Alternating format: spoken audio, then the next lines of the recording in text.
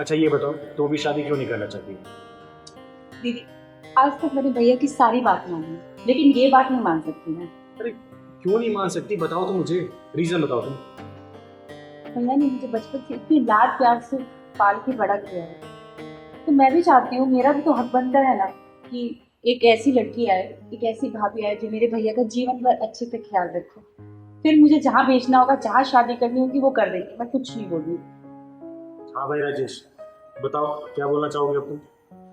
देखो दीदी, हमारे मम्मी पापा बचपन में चले गए थे और मैंने इसे मम्मी और पापा का दोनों का प्यार दिया।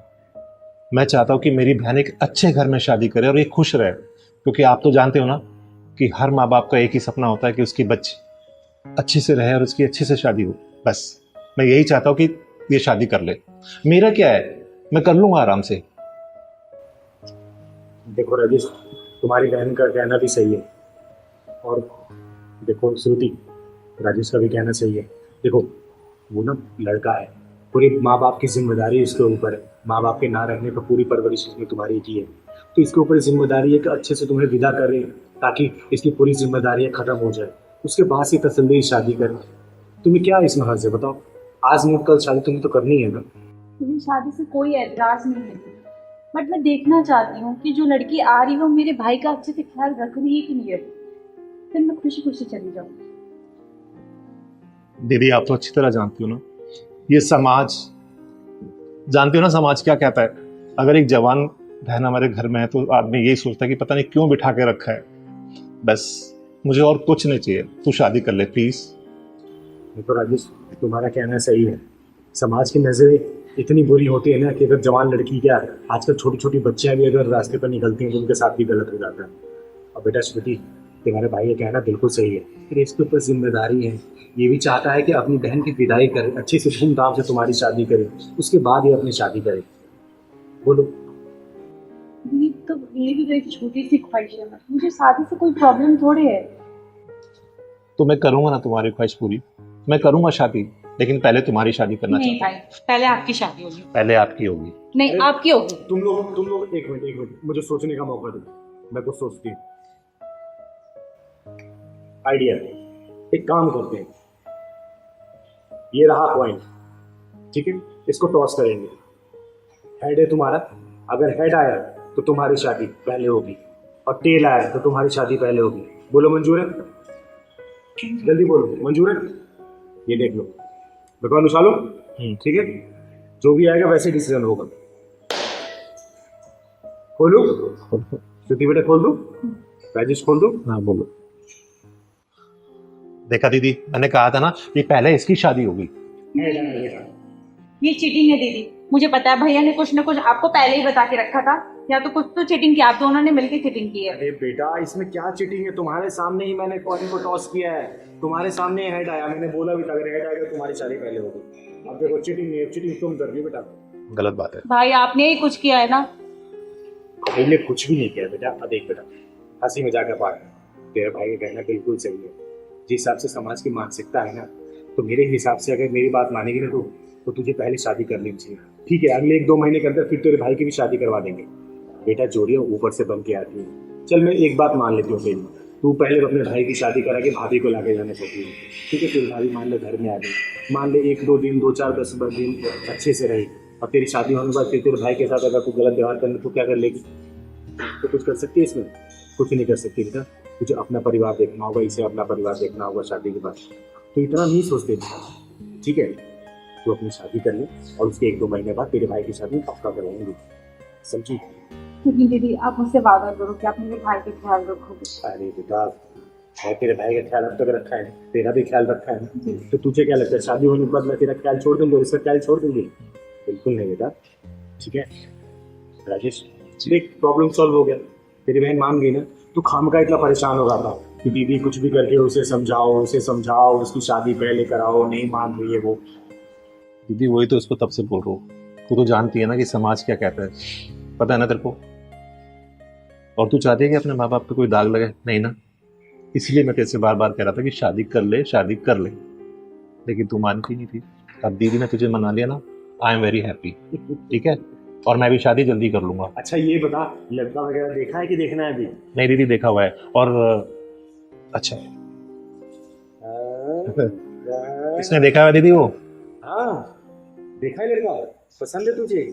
तो फिर इतना लेट क्यों कर रही थी? जब लड़का पसंद है तुझे तो राजी खुशी जल्दी शादी करनी चाहिए थी ना बेटा।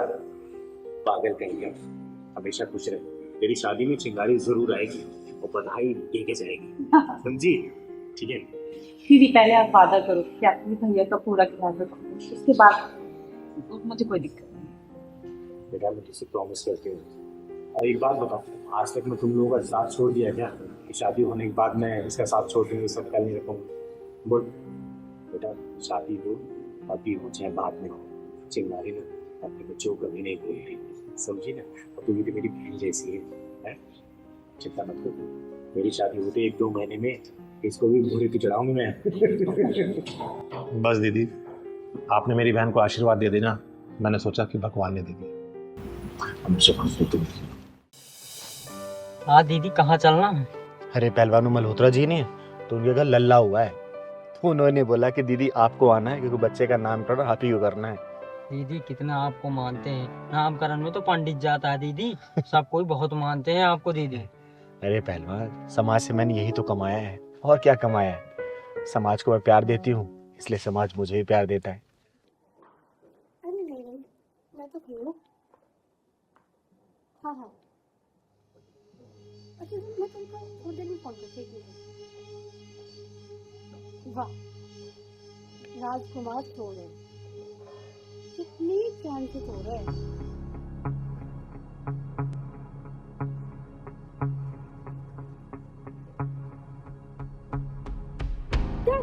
चल आ गया घर में।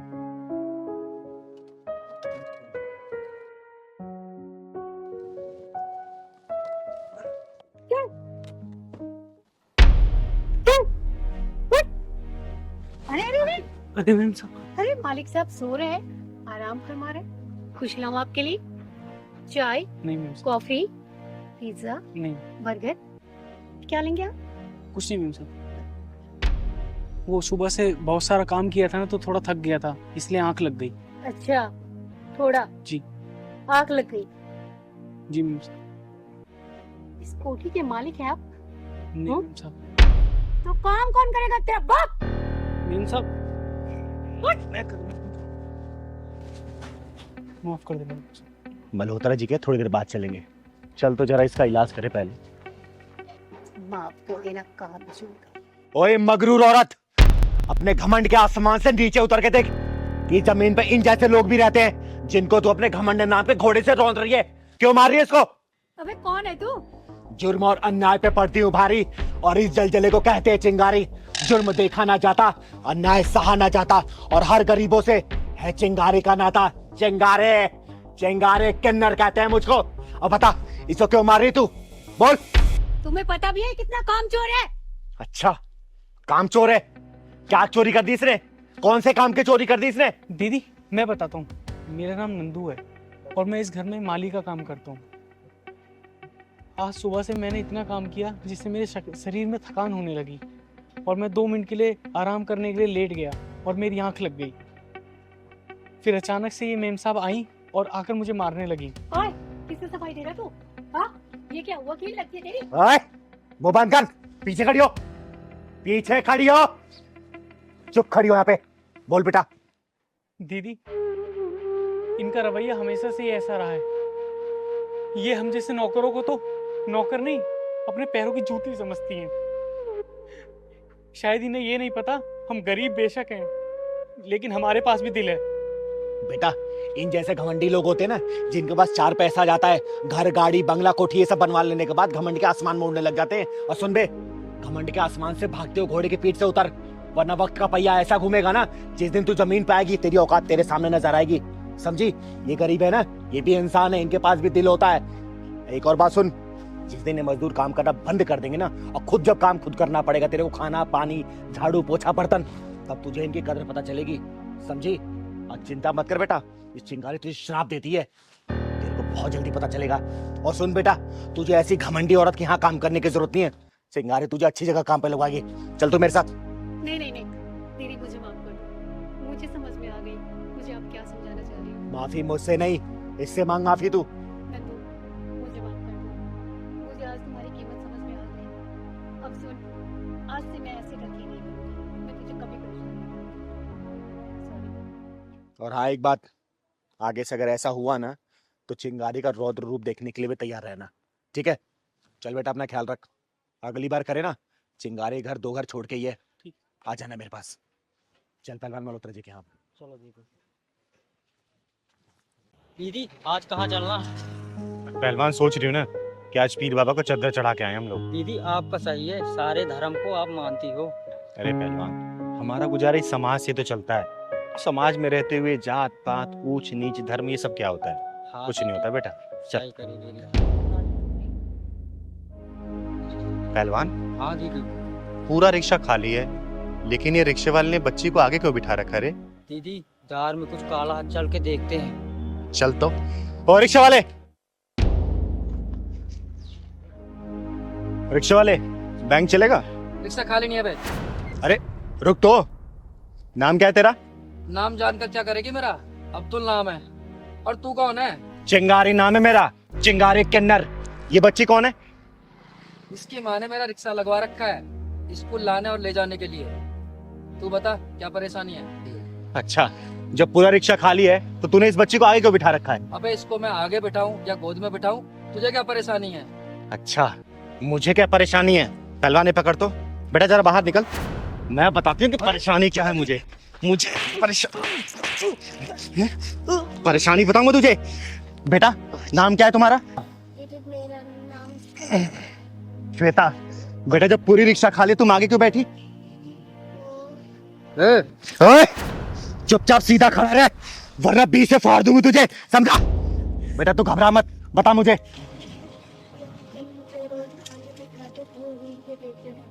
ये कुत्ता तुझे टच भी करता बेटा? दीदी ये झूठ बोल रही है। तो चुपचाप रह। बेटा तुम पीछे ही बैठ सकती थी, मना कर सकती थी इसे आगे बैठने के लिए। क्या बोलता था ये?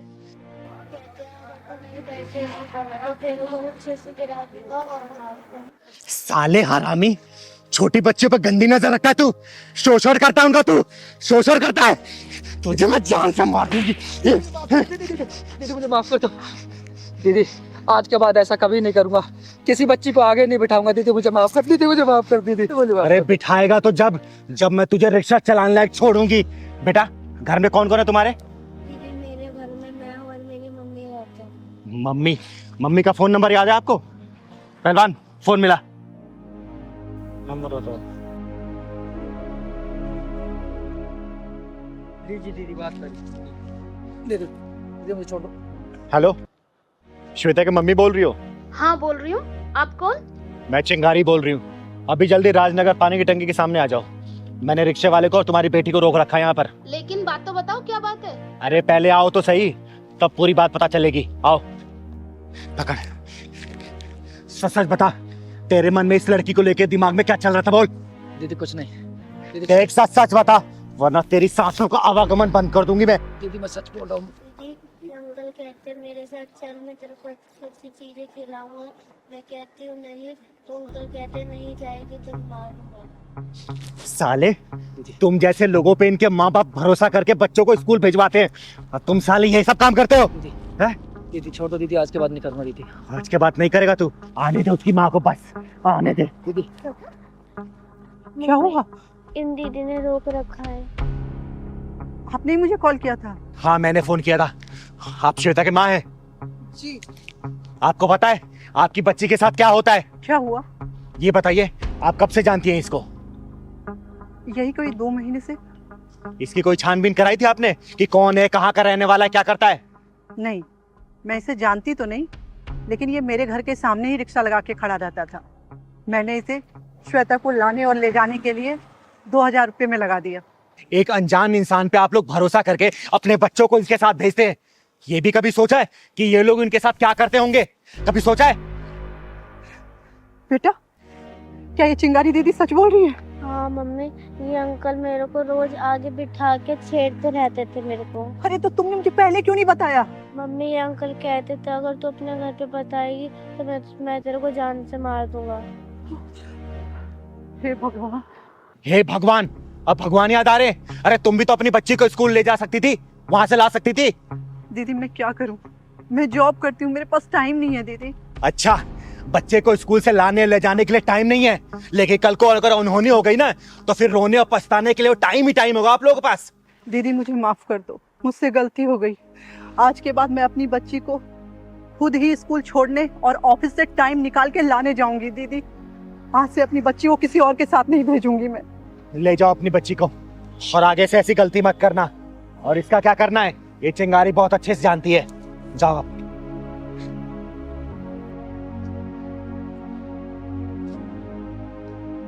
दीदी, दीदी मुझे भी जाने दो।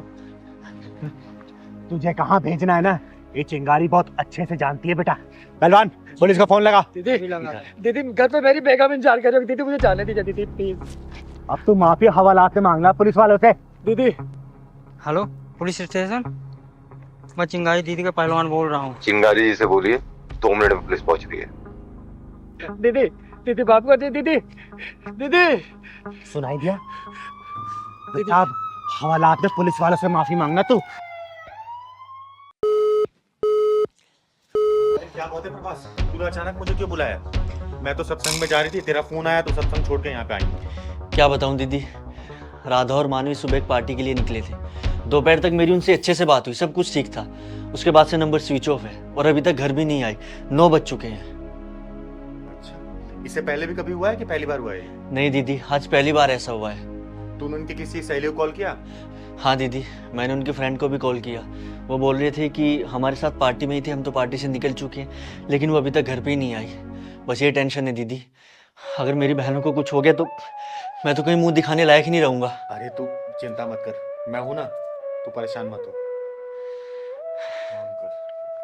अच्छा ये बता, पार्टी करने कहाँ गई थी बोलो? यहीं गई थी दीदी, नोएडा। नोएडा में? और निकले कितने बजे थे वो? दोपहर 2 बजे तक मेरी बात हुई है उनसे, उसके बाद से कोई बात ही नहीं हो पाई दीदी। तब से नंबर स्विच ऑफ है। अच्छा ये बात बता, तेरी किसी से दुश्मनी वगैरह तो नहीं है ना? अरे नहीं दीदी, मेरे पास इतना टाइम ही कहाँ है। आपको पता है, सुबह ऑफिस निकलता हूँ, शाम को घर आता हूँ। अपनी बहनों पे सारा ध्यान रखता हूँ, बस उनको पढ़ा रहा हूँ, लिखा रहा हूँ जब से माँ बाप गए हैं। मुझे इतना टाइम ही नहीं है कि मेरी किसी से दुश्मनी हो। अच्छा तू परेशान मत हो, शायद कहीं फंस गए हैं, आ जाएंगे, चिंता मत कर। दीदी आज तो लेट होगा, भैया तो बहुत डांटेंगे। कोई बात नहीं, हम उन्हें बताएंगे तो वो गुस्सा नहीं करेंगे। आ गए तुम लोग? ये समय घर आने का, और फोन को स्विच ऑफ कर रखा था? बताना, तुम्हारा भाई कितना परेशान था, कभी सोचा इसके बारे में? अरे कैसे भी करके तुम लोगों को पढ़ाता है लिखाता है और तुम लोग अयाशी कर रहे हो। दीदी चुप, क्या दीदी है? लेकिन दीदी मेरी बात तो सुनो। क्या सुनूं? एक कॉल कर सकते थे ना इसको, वो नहीं किया गया, और दोनों ने एक साथ फोन स्विच ऑफ कर रखे हैं। तुम लोग इतने इररिस्पॉन्सिबल कैसे हो सकते हो बताओ?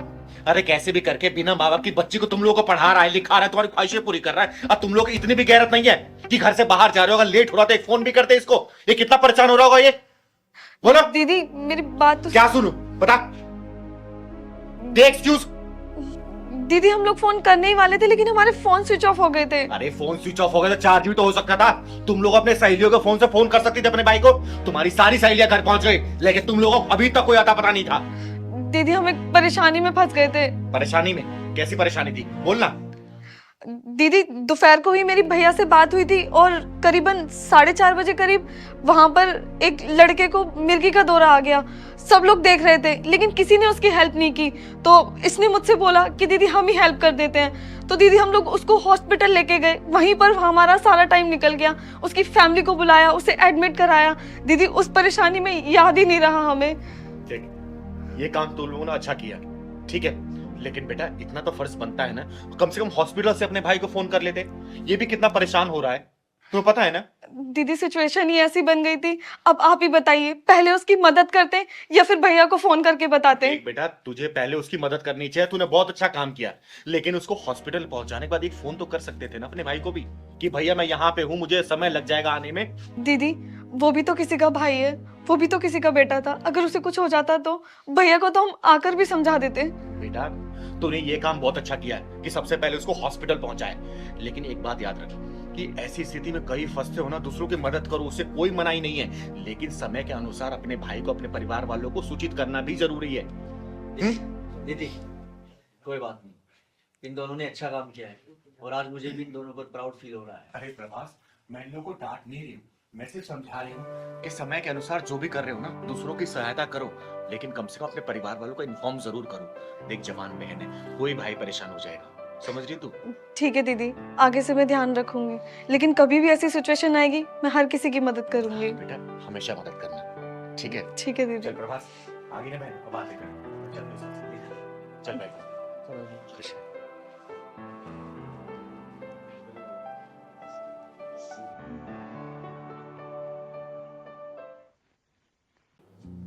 दीदी नमस्ते। अरे नमस्ते कृतिका, कैसी हो बेटा? ठीक हूँ दीदी, मैं यहाँ बैठ के पढ़ सकती हूँ? हाँ पढ़ सकती हो। बेटा घर पे क्या प्रॉब्लम हुई? घर में पढ़ाई क्यों नहीं कर रहे हो तुम? दीदी घर पे मैं डिस्टर्ब होती हूँ। डिस्टर्ब कैसे? क्योंकि दीदी मेरे मम्मी पापा जाते हैं ड्यूटी, और जब वो आते हैं, जब तक मैं ट्यूशन और स्कूल से फ्री होती हूँ और वो आते हैं तो लड़ाई करने बैठ जाते हैं। लड़ाई करते रहते हैं? हाँ दीदी, ये तो मेरे को पता है, लड़ाई करते रहते हैं, बस लड़ाई करते रहते हैं। और मैं कैसे पढ़ूंगी, पंचायत तो मैं फेल हो जाऊंगी। अच्छा ये बता, तेरे मम्मी पापा की ऑफिस से छुट्टी कब होती है बेटा? दीदी बस थोड़ी दिन में आने वाली हूँ। उनका नंबर याद है ना? नंबर बता बेटा।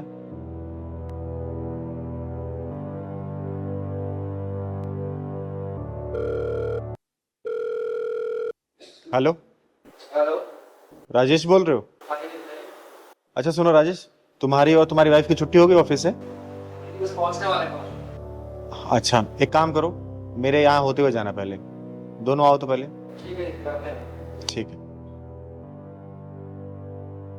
तेरे मम्मी पापा आ रहे बेटा, ठीक है? मैं उनसे बात करती हूँ, चिंता मत करना, तेरी पढ़ाई अब डिस्टर्ब नहीं होगी। तब तक तू पढ़ाई कर ले, बैठ जाए ठीक से।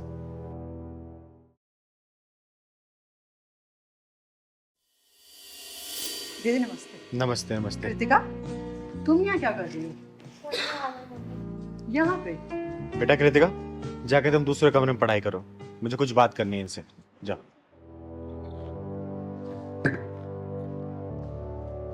क्या बात है दीदी? क्या बात है? क्या शायद तुम लोगों को नहीं पता क्या क्या बात है? हमें नहीं मालूम। एक बात बताओ, तुम लोगों ने बच्चा क्यों पैदा किया है? दीदी कैसा सवाल कर रही हैं आप? सीधा सवाल तो सीधा जवाब दो, बच्ची क्यों पैदा किया तुम लोगों ने? दीदी माँ बाप का सुख पाने के लिए। सिर्फ माँ बाप का सुख पाने के लिए, या फिर इस बच्चे को अच्छे संस्कार, अच्छी शिक्षा देने के लिए भी? हम अपने बच्चे को अच्छे संस्कार ही दे रहे हैं। अच्छा दीदी तभी हम दोनों जॉब कर रहे हैं साथ में, कि अपनी बच्ची को अच्छी शिक्षा दे के अच्छे संस्कार दे सके। सिर्फ पैसा कमा लेते हो इसका मतलब अच्छी शिक्षा, अच्छे संस्कार दे दोगे तुम लोग पैसे से? तुम लोग जब ड्यूटी खत्म करके घर पहुंचते हो, तुम लोग का रवैया कैसे रहता है? अपने मुंह से बताओगे या फिर मैं बताऊं? दीदी आप कहना क्या चाहती हैं, सीधा सीधा बोलिए ना। जो मैं कहना चाहती हूँ ना बेटा, अगर मैं कहने पे आए तो सुन नहीं पाओगे, तो बेहतर अपने मुंह से ही बोल दो।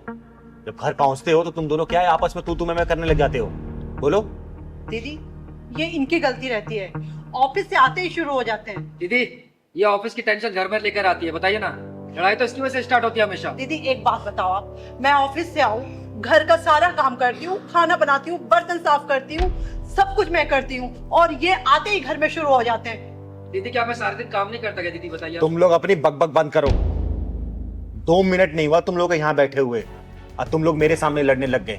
तो ये बताओ, अपनी बच्ची के सामने क्या करते होगे तुम लोग? अच्छी परवरिश दे रहे हो ना, कमा रहे हो अपनी बच्ची के लिए, किसकी गलती है बताओ? जब वो बच्ची अपना घर छोड़ के मेरे पास आई है कि चिंगार दीदी क्या मैं यहाँ पढ़ाई कर सकती हूँ? 3 दिन बाद मेरा एग्जाम है, नहीं तो मैं फेल हो जाऊंगी। क्यों? कुछ तो कमी होगी तुम लोगों में ना? क्या करते हो तुम लोग ऐसा? दीदी इसकी गलती होती है हमेशा, यही चिल्लाती है घर में आके। एक बात बताओ दीदी, ये तो घर में आकर के पड़ जाते हैं बिस्तर पे, मुझे सारा काम करना होता है, बच्चे को भी मुझे ही देखना होता है, मैं अकेली क्या क्या करूं दीदी? दीदी क्या करूं मैं अब रोटी बनाऊं क्या आप बताइए, पोछा मारूं मैं क्या करूं आप बताइए? सुबह निकलता हूं, शाम को वापस घर में आता हूं। चुप हो जाओ तुम, पहले तुम चुप हो जाओ। तुम चुप हो जाओ, मुंह बंद। मत करो। अगर तुम लोगों से एक छोटी सी बच्ची नहीं पल रही है ना, तो उस बच्ची को मेरे यहाँ छोड़ दो, चिंगारी के अंदर इतना दम है कि पाल देगी, समझे? लेकिन इस तरीके से किसी बच्ची को परवरिश मत दो जो खुद की संतान होती हो भी। जब तो एक सेकंड सुनो, अगर तुम नौकरी के साथ घर नहीं मेंटेन कर सकती तो नौकरी छोड़ दो। क्या इसकी इतनी कमाई नहीं है? क्या तेरी इतनी कमाई नहीं है कि तू घर चला सके? दीदी मैंने इसको कितनी बार बोला है लेकिन मानती ही नहीं है। बेटा, अगर घर के साथ नौकरी भी देखनी है ना तो तुझे दोनों चीज मैनेज करना पड़ेगा, और तुझे भी, सिर्फ इसको नहीं। ऐसा नहीं कि तू अगर तू कमाने जा रहा है तो सिर्फ कमाएगा ही, घर में आके जैसे तूने क्या बोला कि मैं रोटी बेलूंगा। बेटा, जरूरत पड़ती है तो रोटी बेलनी पड़ती है, पोछा लगाना पड़ता है, झाड़ू लगाना पड़ता है। किसी ग्रंथ में लिखा है क्या कि सिर्फ झाड़ू पोछा घर का काम सिर्फ औरत करेगी? बोल। अरे अगर तू ये सब नहीं कर सकता, कम से कम अपनी बच्ची को ऑफिस से आने के बाद बिठा के 1-2 घंटा पढ़ा तो सकता है ना? इतना तो कर सकता है कि नहीं कर सकता तू? और तू बेटा, जब अपने ऑफिस से घर पे आती है तो शांति से काम नहीं कर सकती? ये नहीं तुम लोग सोचते? तुम लोग इतने बड़े हो गए, तुम्हारी बच्ची तुम लोगों से क्या सीख रही है, क्या संस्कार पा रही है तुम लोगों से? अरे कल को बाहर को निकलेगी वो यही सब चीज सीख के निकलेगी। दुनिया वाले दोस्त देते हैं कि मेरा बच्चा बाहर निकला बिगड़ के आ गया। नहीं, बच्चे सबसे पहले घर में बिगड़ते हैं। अपने माँ बाप की परवरिश को देखते हैं कि किस तरीके से वो परवरिश दे रहे हैं, एक दूसरे के साथ वो कैसे रहते हैं, समझे? तो बच्चे को घर में ही बिगाड़ रहे हो तो बाहर क्या सीखेगी वो? सिर्फ किताबी पढ़ाई से जिंदगी नहीं चलने वाली बेटा। जिंदगी के हर पहलू में उसको समझाना पड़ेगा, मजबूत बनाना पड़ेगा। इस तरीके से तुम अपनी बच्ची को सिर्फ डरा रहे हो, कमजोर कर रहे हो, मजबूत नहीं बना रहे उसको। आई बात समझ में? अगर तू अपना जॉब और ऑफिस मैनेज नहीं कर सकती ना बेटा तो जॉब छोड़ देना, लेकिन बच्चे के परवरिश पे कभी उंगली मत उठने देना, समझे? आप ठीक कह रहे हो दीदी। अगर आज हमारे बीच सब कुछ ठीक होता तो हमारी बच्ची आज आपके पास पढ़ने नहीं आती। वो तो अच्छा है दीदी, हमारी बेटी आपके पास पढ़ने आई है। अगर वो समाज में किसी और के पास पढ़ने जाती तो हम कहीं मुंह दिखाने के लायक नहीं रहते। और हाँ बेटा, अगर तेरे अंदर जो वो मैन ईगो वाला सिस्टम है ना, खत्म कर दे, क्योंकि ये सब चीजें परिवार में नहीं चलती हैं, समझा? मैं आज से सब कुछ खत्म कर दूंगा और ऑफिस से आने के बाद इसकी हेल्प भी किया करूंगा। हेल्प ठीक है, काम थोड़ा लेट चल लेगा, लेकिन बच्चे की परवरिश में अगर कमी होगी ना, पढ़ाई में कमी होगी, अपने आप को माफ नहीं कर पाओगे अगर वो जीवन में सक्सेस नहीं होगी तो, समझे? जी बिल्कुल समझ गई दीदी। मैं आपसे प्रॉमिस करती हूँ दीदी, मैं अपने घर और ऑफिस सब देखूंगी, लेकिन सबसे पहले मैं अपनी बच्ची को देखूंगी, और अगर जरूरत पड़े तो मैं अपना ऑफिस भी छोड़ दूंगी दीदी। यही उम्मीद है, ठीक है? परवरिश में कभी कमी मत होने देना। एक काम करो, तुम लोग जाओ घर अब, ठीक है? ये बच्ची पढ़ाई कर लेगी, मैं इसे घर छोड़ दूंगी, ठीक है? आपका बहुत बहुत धन्यवाद दीदी। आगे से कभी शिकायत का मौका मत देना बेटा, क्योंकि ऐसे मौके कभी बार बार नहीं आते। बच्चे कब बड़े हो जाते हैं ना पता नहीं चलता। हम सिर्फ कमाने में व्यस्त हो जाते हैं, परवरिश हमेशा घर में होती है। घर के माहौल को अच्छा रखोगे ना, बच्चे अच्छे संस्कार लेके बाहर निकलेंगे और दुनिया में हर कदम कदम पर जीत हासिल करेंगे, ठीक है? ठीक है, चलो जाओ घर। थैंक यू दीदी। नमस्ते, जाओ।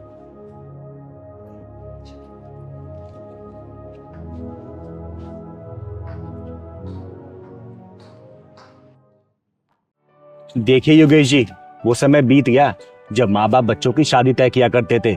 अब तो बच्चों द्वारा तय की गई शादी में सम्मिलित हो गई खुद को खुशनसीब समझते हैं, और इसमें बुरा मानने वाली कोई बात नहीं है। ये तो समय का बदलाव है। चिंगारी जी, आप समझ नहीं रही बात को।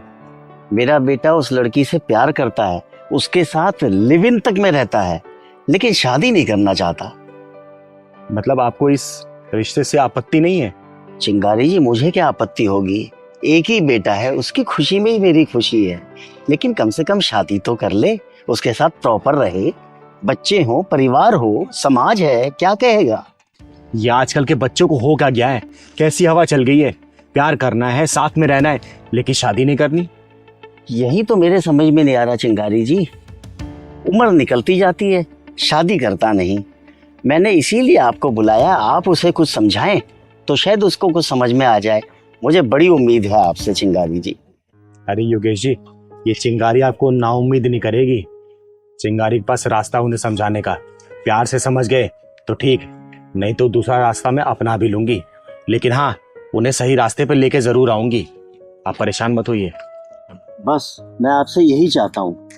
मैंने आपको इसलिए यहाँ बुलाया, अक्सर शाम को वो इसी पार्क में आते हैं, दोनों यही घूमते हैं, आते ही होंगे, यही टाइम है उनका आने का। देखिए मेरे ख्याल से वो है पेड़ के पीछे के, यही गर्लफ्रेंड की शादी। चिंगारी जी, मैं रुकूं या जाऊं, आप ही बात करेंगे? अरे नहीं नहीं, आप बैठिए, आपके सामने ही बातें होंगी। हाँ सुनो, हाँ तुम लोग इधर आओ।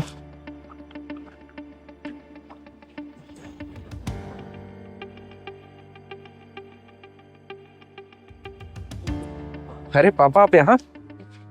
और ये कौन है? मैंने इन्हें पहचाना नहीं। तो सब जानते हैं, तुम भी जानते होगे, चिंगारी नाम सुना हो? अच्छा हाँ हाँ, नाम तो सुना है मैंने। अच्छा सुनो, मुझे तुम लोगों से ना बहुत जरूरी बात करनी है। बात थोड़ी लंबी है तो बैठ के करते हैं। बैठो जरा दोनों।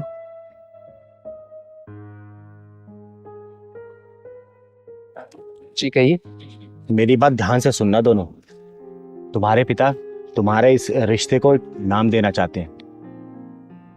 लेकिन इस बारे में तो पापा से बहुत बार बात हुई है और मैंने इन्हें समझा भी दिया है, हम लोग ऐसे ही ठीक है। और तुम रीत?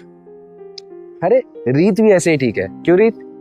राघव, रिलेशनशिप में आजादी सबकी अपनी अपनी होती है, तो रीत को अपनी बात बोलने दो। बोलो रीत। हम दोनों बहुत ही खुश हैं अपने इस लिविंग रिलेशनशिप में। शादी वादी के लफड़े में पड़ना ही नहीं चाहते। आज तक तो मैंने सुना था कि शादी एक पवित्र रिश्ता है, लेकिन तुम दोनों ने तो उस रिश्ते को लफड़े का नाम दे दिया। तो चलो एक काम करो, जरा एक दो लफड़े मुझे गिना दो, गिनाओ। अब आप ही देखिए चिंगारी दीदी, मेरा और राघव का रिलेशन पिछले 7 सालों से चल रहा है, और अगर हम दोनों ने शादी कर ली होती ना, तो ये मुझसे बोर हो चुके होते और किसी और लड़की के आगे पीछे चक्कर लगा रहे होते, और घर की सारी जिम्मेदारियां मेरे ऊपर आ चुकी होती, और ये बच्चा पैदा करके ये मेरा 0 फिगर है ना, ये गोल मटोल हो चुका होता। आप ही बताइए और कितने लफड़े गिनाऊं आपको? एक काम कर राघव, अब तू भी कुछ लफड़े गिना दे, गिना। अरे दीदी आपको क्या बताऊं, शादी के बाद बहुत लफड़े होते हैं। ये सच है कि हमारा 7 साल का रिलेशनशिप है, लेकिन आज तक हमारी एक भी लड़ाई नहीं हुई। और यही हमने शादी कर ली होती ना, तो रोज लड़ाई होती। अरे देखा है मैंने अपने दोस्तों को, अपनी बीवी से डरते हैं और उनके पीठ पीछे पता नहीं क्या क्या करते हैं। हम लोग ऐसे ही ठीक है। हो गया तुम लोगों का? अब मेरी बात ध्यान से सुनो। कभी तुम लोगों ने ईसीजी मशीन देखी है? ईसीजी मशीन में जब सीधी लाइन जाती है ना, तो मरीज को मृत घोषित कर दिया जाता है, और जो लाइन ऊपर नीचे जाती है तो डॉक्टर अपनी पूरी कोशिश करते हैं उस मरीज को बचाने के लिए। दवा दुआ सब काम आती है। लिव इन रिलेशनशिप सेम ऐसे ही तो है। अपना कमाओ, अपना खाओ, अपनी मौज मस्ती करो, ना एक दूसरे की जिम्मेदारियां उठानी है, ना ही किसी चीज की टेंशन। अरे लेकिन कब तक? जब तक ये शरीर जवान है तब तक। कल को जब बुढ़ापा आएगा ना, तो बुढ़ापे में सड़ोगे तुम लोग, क्योंकि पिछली पीढ़ी तुम लोगों ने एंटरटेन ही नहीं की, और आगे आने वाली पीढ़ी को तुम लोगों ने स्वागत करने का मौका ही नहीं दिया। पता है बुढ़ापे में क्या होगा? बुढ़ापे में पता है ना, बीमारियां टन टन भर के आती है पूरी। उस वक्त आगे पीछे कोई भी नहीं होगा तुम्हारी सहायता करने के लिए, तुम्हें डॉक्टर के पास ले जाने के लिए, तुम्हें दवाई देने के लिए।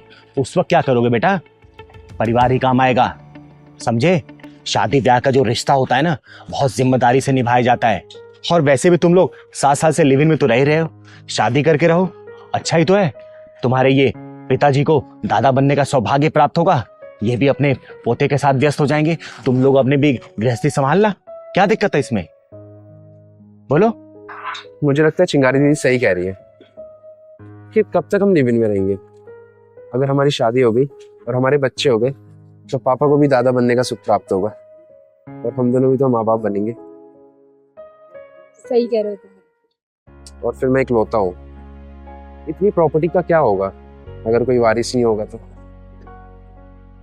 सच में चिंगारी दीदी, आपने हमारी आंखें खोल दी। Thank you so much. बधाई हो योगेश जी, वर वधू तैयार हो गए। अब शादी की तैयारी करिए आप। अच्छा एक बात बताओ, अब बताओ, शादी अच्छी है या फिर लिविंग रिलेशनशिप? ऑफ कोर्स शादी। योगेश जी, 2 बधाई लेके जाऊंगी, एक तो शादी की और उसके 9 महीने बाद लल्ला होने की। तैयारी करिए शादी की।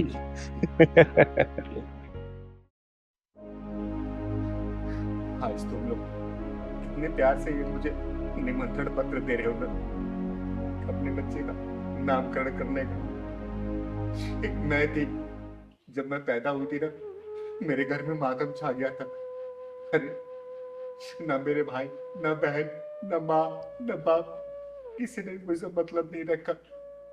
और जब मैं घर से बाहर मुझे निकाल दिया, समाज ने मुझे नाम दिया। नाम मुझे जरूर दिया, किसी ने छक्का बोला, किसी ने हिजड़ा बोला, तो किसी ने ताली बजाने वाला बोला। अरे समाज में धक्के खा खा के मेरी गुरु माँ ने मुझे चिंगारी नाम दिया। इसी नाम की बदौलत में समाज में बड़ी हुई। जब भी मैं सोचती हूँ ना अपने उन पलों को, तो मन ऐसा छुट्टा जाता है। मन करता है अपनी जान दे दूं, जान। नहीं नहीं दीदी, ऐसे मत बोलो। आप तो हमारे समाज की आन बान शान सब कुछ हो। ऐसा मत बोलो, हम लोग हैं तो आपके लिए। दीदी देखो, लोग भौंकते हैं ना, भौंकने दो, कुत्ते हो, कोई फर्क नहीं पड़ता। बस आप इसी तरह काम करते रहो समाज के, बहुत अच्छा लगता है दीदी। आपने क्या नहीं किया समाज के लिए? अरे मैंने समाज के लिए किया ना, मैंने सबके लिए किया, मैं सबके लिए खड़ी रही, लेकिन कौन मेरे साथ खड़ा बताओ ना। सिर्फ ये पहलवान के अलावा कोई मेरे साथ नहीं दिया। हर कदम पे यही पहलवान रहता है मेरे साथ। मुझे दुख हो सुख हो, हर कदम मेरे साथ यही खड़ा रहता है। मैं समाज के लिए क्या नहीं करती हूँ। अरे किसी से भी लड़ लेती हूँ, किसी से भी भिड़ लेती हूँ। तुम्हें पता है, मैं जब भी बाहर निकलती हूँ ना, इतने कुत्ते घूमते मुझे जान से मारने के लिए। कोई मेरी सुपारी दे के बैठा है, तो कोई मुझे ट्रक के नीचे लाके मुझे मारना चाहता है। क्या करूँ मैं, बताओ ना, इससे क्या मिल जाएगा? जब मैं पैदा हुई ना, तो घर वाले मुझे धक्के मार के निकाल दिए थे। और मैं क्यों जीऊँ समाज के लिए, जब मेरा परिवार ही मेरे साथ नहीं रहा? तो बहुत याद करती हूँ मैं उनको, लेकिन मेरी हिम्मत नहीं होती उस घर में जाने की, क्योंकि मैं जानती हूँ कि मैं उस घर में जाऊंगी ना, मुझे कोई प्यार नहीं मिलेगा, कोई कुछ नहीं मिलेगा, मुझे कुछ नहीं मिलेगा। दीदी एक बात कहूँ, आप ऐसे रोते हुए बिल्कुल नहीं अच्छे लगते। आप तो चिल्लाते दहाड़ते और समाज की रक्षा करते हुए अच्छे लगते हो। कई बार ना हम लोग ये सोचते हैं कि हमारे अपने हमारे घर वाले हैं, लेकिन ऐसा नहीं होता।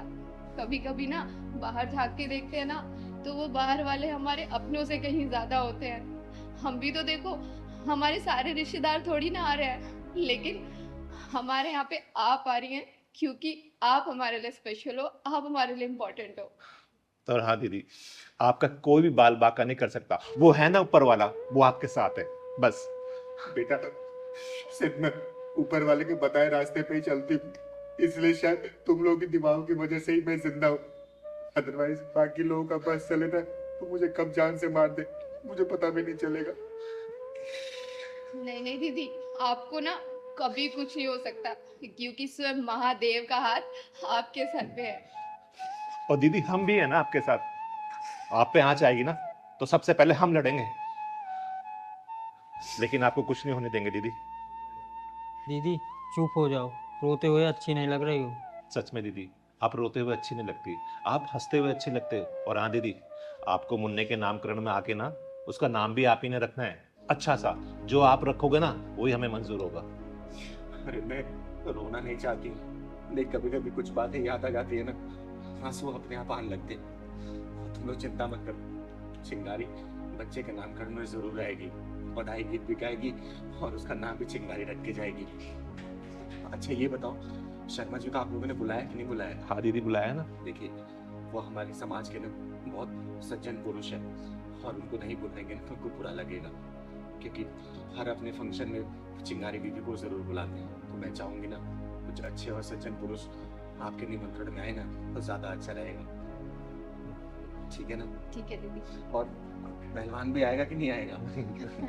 पहलवान तो जरूर आएगा। चिंगारी दीदी के साथ पहलवान भैया ना आए, ऐसा हो सकता है क्या? अरे चिंगारी तो पहलवान के बिना अधूरी है। जहाँ पहलवान है वहाँ चिंगारी हो, जहाँ चिंगारी है वहाँ पहलवान हो। मैं इसके बिना तो एक कदम भी नहीं चल पाती हूँ, ये तो तुम लोग जानते ही। सच में प्यार करता है मुझे। सच में दीदी, आप दोनों की जोड़ी को नजर ना लगे बस। अच्छा सुनो, अगर कोई लड़की नजर में हो ना, तो पहलवान की शादी कराओ ना। डेली बोलता रहता है, चिंगारी दीदी मेरी शादी करवा दो, मेरी शादी करवा अरे दो। दीदी याद आ गया, अरे वो मिश्रा जी की बेटी है ना, वो मेरे को कह भी रहे थे कि यार कोई अच्छा सा लड़का ढूंढ दो पहलवान टाइप का। तो हमें पहलवान नजर आ गया था। वो सुनीता नाम जिसका। हाँ यस यस यस दीदी वही। अरे पहलवान, तू तो पूछ भी रहा था ना कि दीदी उससे बात करो ना, तेरी बात कराऊं उससे? हैं? शर्मा क्यों रहा है पहलवान? शर्मा मत। पता है मैं दिल से नहीं चाहती इसकी शादी हो, फिर इससे शादी हो गई ना तो ये भी छोड़ के चला जाएगा, फिर चिंगारी अधूरी रह जाएगी। अरे नहीं नहीं दीदी, जो इसकी बीवी आएगी ना वो आपकी भी बहुत अच्छे से सेवा करेगी, जैसे कि पहलवान भैया करते हैं। तो पहलवान आज से ना ड्राई फ्रूट खाना शुरू कर दे, केला और दूध खा, तगड़ा हो जा, क्योंकि पता है सुनीता थोड़ी सी हट्टी कट्टी है। अच्छा आप लोग चिंता मत करो, चिंगारी जरूर आएगी, ठीक है ना? दीदी टाइम से आ जाना। अरे समय से पहले आऊंगी, घर के गाँव में हाथ भी तो पटाऊंगी मैं, हैं? और मेरा ही तो घर है वो। बिल्कुल बिल्कुल। अच्छा दीदी नमस्ते। नमस्ते जी। आप ना रोते हुए बिल्कुल अच्छे नहीं लगते, हंसते रहा कीजिए हमेशा। हाँ दीदी हमेशा यूं ही हंसा करो। ठीक ठीक। क्यों पहलवान तैयारी कर ले जल्दी। और सुन दूध केला जरूर ले लेना। ड्राई फ्रूट और दूध केला खाकर शरीर तगड़ा कर ली, आपकी थोड़ी हेल्दी है ना, टक्कर तो देने लायक बनेगा ना। चल जा चल। Happy birthday to you. Happy birthday to you. Happy birthday dear Deepa. Happy birthday to you. Thank you. Happy birthday to you. Thank you.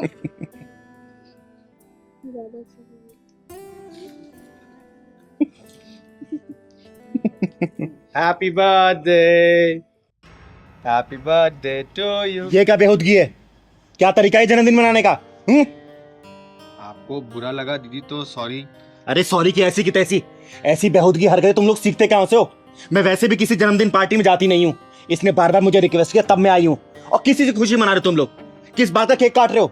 साल के एक दिन कम हो जाने का खुशी में? बोलो। अरे दीदी आप तो ऐसे ही गुस्सा हो गई, थोड़ा केक ही तो लगाया है और आजकल तो सब ऐसे ही सेलिब्रेट करते हैं। हाँ दीदी आजकल तो ये सब ट्रेंड में है।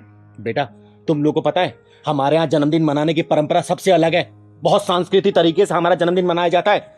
हमारे जन्मदिन पे ना भगवान की पूजा की जाती है, गरीबों में भोजन बांटा जाता है, भंडारा करवाया जाता है, माँ बाप का आशीर्वाद लिया जाता है। लेकिन नहीं, हम लोगों ने तो अंग्रेजों की पूछ पकड़ रखी है। अंग्रेज केक काटेंगे तो हम काटेंगे, वो मोमबत्ती जलाएंगे तो हम जलाएंगे, वो बुझाएंगे तो हम बुझाएंगे, और जन्मदिन के नाम पे बाद में मांस मदिरा का सेवन करेंगे। बेटा ये सिर्फ हम अपने संस्कृति का हनन कर रहे हैं और कुछ नहीं कर रहे हैं। सॉरी दीदी, गलती हो गई हमसे। प्लीज दीदी माफ कर दो, आगे से कभी ऐसा नहीं होगा। ये गलती नहीं है बेटा, ये हमारी परंपराओं का खून है, जो कि तुम जैसे लोग ना अंग्रेजों की पूछ पकड़ कर रहे हो। दीदी आपको इतना ही बुरा लगा है तो मैं अभी इसका चेहरा साफ कर देता हूँ, बट मेरा सिर्फ खुशी जताने का तरीका था और कुछ नहीं। अरे चेहरा तो साफ कर लोगे, लेकिन अपने मन को कैसे साफ कर पाओगे? बोलो। और ये कौन सा तरीका है खुशी जताने का भाई? अरे खुशी जतानी है ना तो फूल बरसाओ, माला पहनाओ। ये केक पता है कौन कौन सी चीजों से बना हुआ है? चेहरे पे लगा रहे हो, कल को कुछ रिएक्शन हो गया तब क्या कर लोगे? खुशी तो फिर मातम बदल जाएगी, तब तो हाथ पे हाथ धरे बैठ जाओगे। दीदी सारे लोग तो ऐसे ही सेलिब्रेट करते हैं, तो इसलिए हमने शायद उन्हीं की नकल कर ली। जिसकी नकल करते करते तुम लोग ये सब काम कर रहे हो ना, पता है वो लोग हमारी संस्कृति को अपना रहे हैं, साड़ी पहन रहे हैं, सूट पहन रहे हैं, मंदिर में जाके हरे रामा हरे कीर्तन कर रहे हैं, और तुम लोग क्या कर रहे हो? छी। सॉरी दीदी, इनकी तरफ से मैं आपसे माफी मांगती हूँ, और आगे से हम कभी ऐसा कोई काम नहीं करेंगे कि हमारी संस्कृति को ठेस पहुंचे। हमारी संस्कृति हमारी परंपराएं हमेशा पूजनीय रही हैं, उसमें दाग मत लगाओ। एक बात बताओ, क्या पहले शादियां नहीं होती थी, या पूजा पाठ नहीं होते थे, या जन्मदिन नहीं मनाया जाता था? अरे पहले मंगल गीत गाए जाते थे, घर में भगवान की मूर्ति स्थापित की जाती थी, अरे गरीबों में खाना बांटा जाता, भंडारा किया जाता था, लोगों को इकट्ठा किया जाता था। देखो हमारी परंपराओं से जुड़ के रहोगे ना तो अच्छा रहेगा। हमारी परंपराओं गला मत घोटो, वरना मिट जाओगे, मिटा दिए जाओगे, इतिहास के पन्नों से हटा दिए जाओगे, समझे? हमारी परंपराएं हमारे जीवन की जड़ें हैं, और जितनी मजबूती से हम परंपराओं की जड़ों से जुड़े रहेंगे ना, उतनी ही मजबूती से देश की परंपराओं वाला पेड़ ऊंचा दिखेगा, समझे? कोई भी ऐसी हरकत ना करो जिससे हमारी परंपराओं का पेड़ को ना क्षति पहुंचे। हमेशा ऐसा काम करो कि हमारा पेड़ ऊंचा ही दिखे, और ऊंचा ही दिखना ही चाहिए, समझे? दीदी हम आपकी बात समझ गए, आज के बाद हम कभी ये वेस्टर्न कल्चर से बर्थडे या कोई भी चीज सेलिब्रेट नहीं करेंगे, हम अपने इंडियन कल्चर के हिसाब से ही सारी चीजें सेलिब्रेट करेंगे। हाँ दीदी, हम अपने देश की परंपराओं की जड़ें और मजबूत करेंगे। मुझे तुम लोगों से यही उम्मीद थी। अच्छा दीदी, आशीर्वाद तो दो। मेरा आशीर्वाद तुम लोगों पर हमेशा है। भगवान तुम्हें किसी चीज की कमी ना करे, हमेशा बरकत तुम्हारे घर में। ठीक है, चल पहला। चलो। हाँ अभी दीदी मीटिंग में है, थोड़ी देर में लगाना फोन। ठीक दीदी चलो। देखिए, आप लोगों का बहुत बहुत स्वागत है चिंगारी के चौपाल में।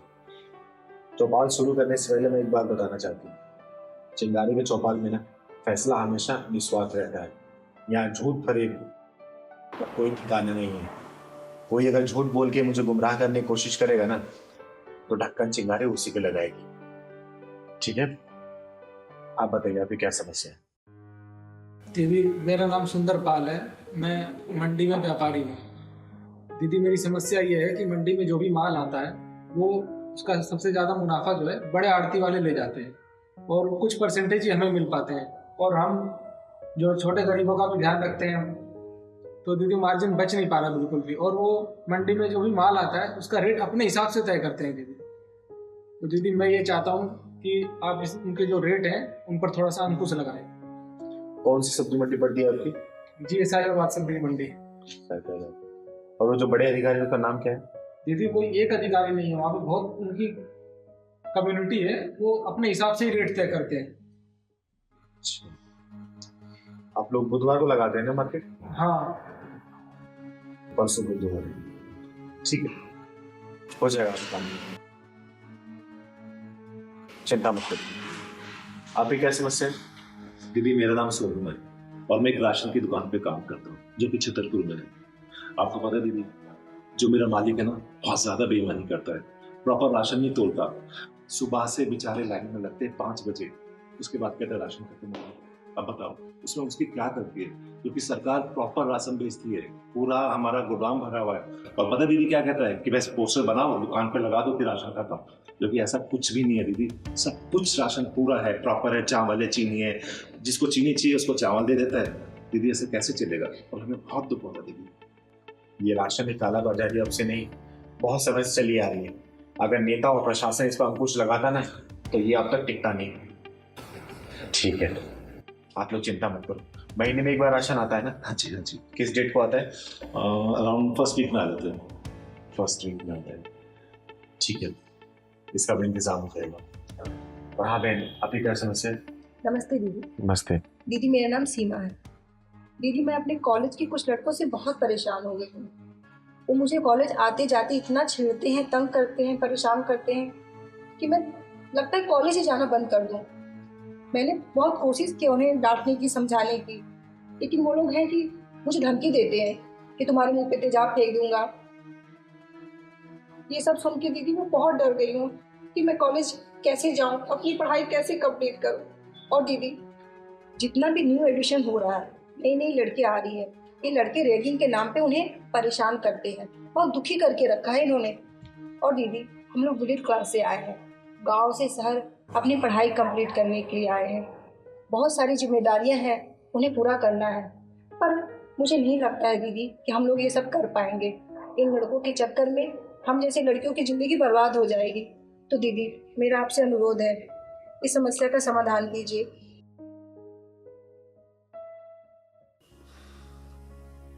क्या कहूँ मैं इस समाज वालों को, कितना भी सही रास्ता दिखा लूँ ना, लेकिन ये आजकल के लड़के, नई जनरेशन सुधरने वाले नहीं है।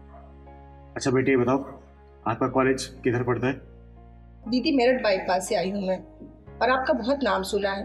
मैंने सुना है कि आप बहुतों की समस्या का समाधान करती हैं, तो मुझे लगा कि मुझे आपके पास जाना चाहिए। आप तो बहुत दूर से आई हो ना? जी दीदी। देखिए, आप तीनों की समस्या मैंने सुन ली, और ये समस्या कोई नई नहीं है, ये बहुत पुरानी समस्या है। और इसके खिलाफ अगर कठोर कदम उठाए जाते हैं ना, तो ये समस्या कब भी खत्म हो गई होती। सुंदर जी, आप सब्जी मंडी में अपने सब्जी की रेडी लगाते हैं, वहां के अधिकारी लोग मनमानी करते हैं ना। आपकी समस्या के लिए सिर्फ मुझे 3 दिन की जरूरत है। आप सिर्फ मुझे 3 दिन का समय दीजिए। चौथा दिन ना आप देखना किसी भी चीज की परेशानी नहीं होगी। और सोने जी, जैसा कि आपने बताया कि राशन की बहुत हेरा फेरी होती है और चोरी बजारी होती है ना, देखिए इन सब चीजों में ना बड़े अधिकारियों का हाथ होता है, और ढक्कन लगाने के लिए चिंगारी को ना बहुत स्टेप बाय स्टेप चलना पड़ेगा। और सोनू जी, सिर्फ मुझे अब 7 दिन का वक्त दो। 8वें दिन के बाद से ना आपको ऐसी कभी भी समस्या का सामना नहीं करना पड़ेगा। और सीमा बहन, हमारे समाज में महिलाओं को सर्वोच्च स्थान दिया गया है। और जैसा कि आपने बताया कि आप कॉलेज में पढ़ती हैं, आप तो हमारे देश का भविष्य हो, और हमारे भविष्य पे कोई भी नजर उठाए नहीं, चिंगारी को बर्दाश्त नहीं। आपकी समस्या तो चिंगारी आज ही खत्म करेगी। आप मेरे साथ चलिए, उन मंचलों के पिछवाड़े में ऐसा ढक्कन लगाऊंगी ना कि जिंदगी भर ऐसे लड़कियां छेड़ना और तेजाब फेंकने की धमकी देना ना भूल जाएंगे ऐसा करना। ठीक है? ठीक है सुंदर जी, सोनू जी, आप लोग घर जाइए। जितना समय मांगा है आप लोगों से ना, उतने के दिन के अंदर आपका काम हो जाएगा। सीमा बेटा, मेरे साथ चल। तलवान, तू यहीं पे रही। ठीक है, मैं आती हूँ। चल बेटा।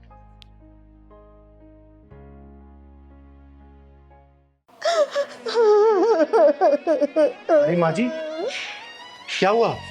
रो क्यों रही हैं? मैं तो आई थी बधाई लेने की बिटिया की शादी तय हुई है, और यहाँ आके देखियो कि गम फैला हुआ है। क्यों रो रही हैं आप? क्या हुआ? मैं बर्बाद हो गई। माँ जी क्या हुआ? साफ साफ बताइए ना। क्या बताऊं, मेरे अकाउंट से ना किसी ने 5 लाख रुपए निकाल लिए, बिटिया की शादी के लिए रखे थे। अब मैं अपने पति को क्या जवाब दूंगी? 5 लाख रुपए निकाल लिए? लेकिन कैसे और किसने? चिंगारी बेटा, 1 घंटे पहले ना बैंक से फोन आया।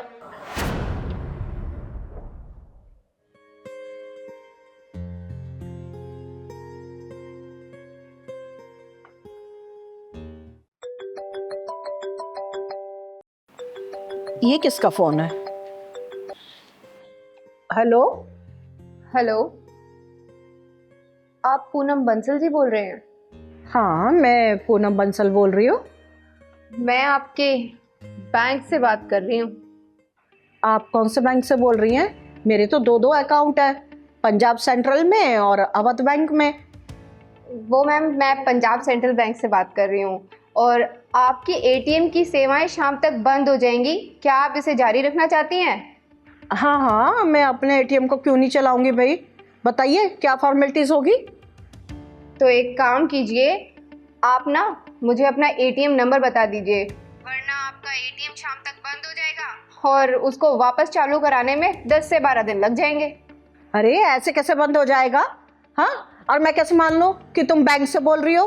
अरे फ्रॉड भी तो हो सकता है ना। अरे नहीं नहीं मैम, मैं कोई फ्रॉड नहीं कर रही हूँ।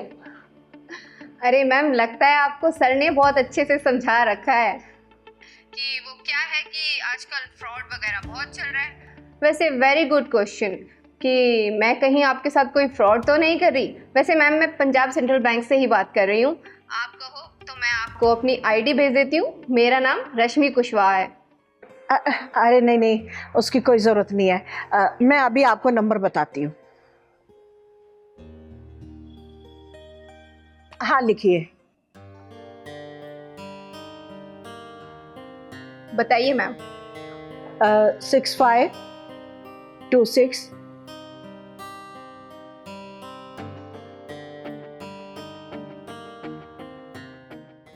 देखिए मैम, आपके फ़ोन पे एक OTP आया होगा, तो आप वो OTP भेज दीजिए। वैसे तो मैम ये OTP किसी को बताना नहीं चाहिए, लेकिन क्योंकि आपका ATM अभी जारी रखना है हमें, तो बस इसलिए पूछ रही थी। वैसे मैम, सर कहाँ हैं? वो ऑफिस गए हैं। वैसे मैम OTP आया होगा, प्लीज़ आप OTP बता दीजिए। वैसे मैम, आपने शायद मुझे पहचाना नहीं। आप बैंक में सर के साथ आई थी और हमने साथ में बैठ के चाय भी पी थी।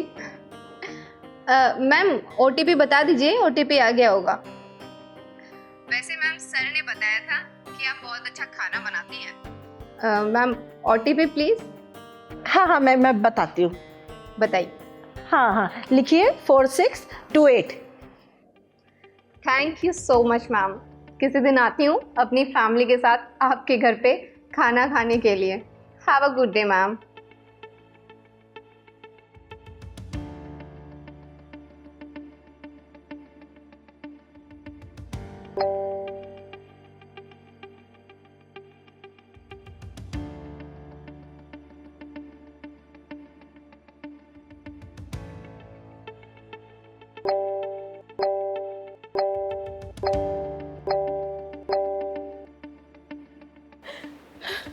अरे ये तो सारे सारे पैसे निकल रहे हैं। लगता है ये लड़की फ्रॉड थी। अरे भगवान, ये तो मेरी बेटी की शादी के पैसे थे। अरे अच्छे खासे घर में रखे थे, बैंक में क्यों रख दिए मैंने? क्या करूंगी मैं? ये तो फोन भी नहीं उठा रही। अरे ये तो स्विच ऑफ आ गया। अरे भगवान, ये तो सारे पैसे निकल गए। बस फोन कटते ही सारे पैसे अकाउंट से निकल दिए। इन्होंने कहा भी था घर में कैश रहने दो। अरे मैं ही पागल थी जो मैंने बैंक में जमा कर दिए। माँ जी, किस नंबर से फोन आया था? बेटा इस नंबर से आया था। मैंने दोबारा भी किया था लेकिन उसने ब्लॉक कर दिया। अच्छा, आप चिंता मत करिए, मैं इसे अपने फोन से मिला के देखती हूँ।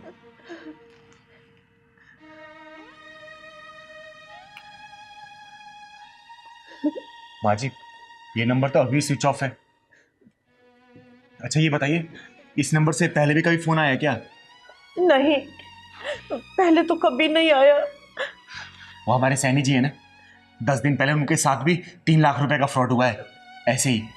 अरे मैं उनको भी कितनी बार समझा चुकी हूँ कि ऐसे ऑनलाइन फ्रॉडों से बचें, कभी भी अपना OTP शेयर ना करें। और देखिए आपके साथ ये घटना हो गई। कोई तो समझ में नहीं आ रहा बेटा। माँ जी, आप चिंता मत करिए, बिटिया की शादी के लिए पैसे अरेंज हो जाएंगे। लेकिन ना इस नंबर को आप साइबर क्राइम में दीजिए, पुलिस वाले इसको ट्रैक करेंगे। और आगे से कभी भी ना कोई भी बैंक वाला फोन करता है, आप किसी भी काम के लिए बैंक में जाइए, किसी को अपना OTP शेयर मत करिएगा, ठीक है? और भाई साहब आते हैं ना, उनको मैं समझा दूंगी, आप परेशान मत होइए। और मैं आप लोगों से भी हाथ जोड़ के अपील करती हूँ कि ऐसे ठगों से बच के रहें, क्योंकि ये लोग ना अपनी चिकनी चुपड़ी बातों में फंसाकर आपके पूरे पैसे हट लेंगे और आप लोगों को पता भी नहीं चलेगा। प्लीज माँ जी, आप परेशान मत होइए।